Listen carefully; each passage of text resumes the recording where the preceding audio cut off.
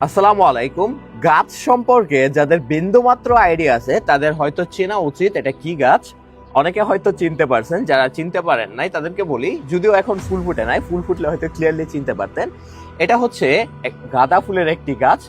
And সত্যি কথা বলতে আমাদের চারপাশে এমন অনেক গাছগাছালি রয়েছে যেগুলোর উপকারিতা এন্ড বেনিফিট এত বেশি, যার ইউজ যদি ঠিকমতো জানেন তাহলে কখনো আপনাদের ডাক্তারের কাছে যেতে হবে না ইনশাল্লাহ।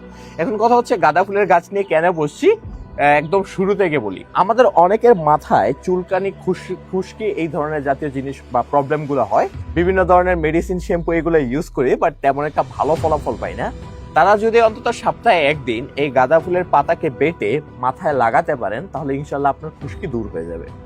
2 নম্বর সবচেয়ে বড় উপকারিতা যেটা, অনেকের দেহের মধ্যে হচ্ছে চুলকানি জাতীয় সমস্যা, অ্যালার্জি প্রবলেমগুলো দেখা দেয়।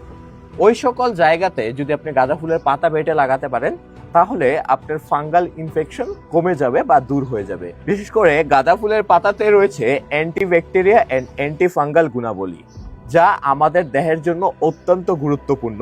শুধু তাই নয়, অনেক আয়ুর্বেদিক চিকিৎসাতে প্রাচীনকাল থেকে এই যে গাঁদা ফুলের পাতা রয়েছে এগুলাকে হচ্ছে আপনার বেটে রস করে খাওয়ানো হতো পেটের পীড়া জাতীয় সমস্যা দূর করার জন্য। পেটের পীড়া কি, যাদের পেটে মোচড়ায়, হজমজনিত সমস্যা হয় তাদেরকে। এছাড়াও গ্রামীণ একটা তাৎক্ষণিক চিকিৎসায় এই গাঁদা ফুলের পাতা খুব বেশি ব্যবহার হয়। কারো কেটে গেলে বা ফেরে গেলে ওই জায়গাতে যদি দেখা যায় এই গাঁদা ফুলের পাতাকে কোচলে অথবা বেটে লাগানো যায় তাহলে ওই জায়গাটাতে খুব দ্রুত ক্ষত সারাতে সাহায্য করে। সো এমনই ইনফরমেটিভ ভিডিওর জন্য ডেফিনেটলি পেজটাকে ফলো দিয়ে রাখেন, তাহলে ইন ফিউচার অনেক কিছু শিখতে পারবেন। আর ভিডিওটা বেশি থেকে বেশি শেয়ার করে ছড়িয়ে দিন।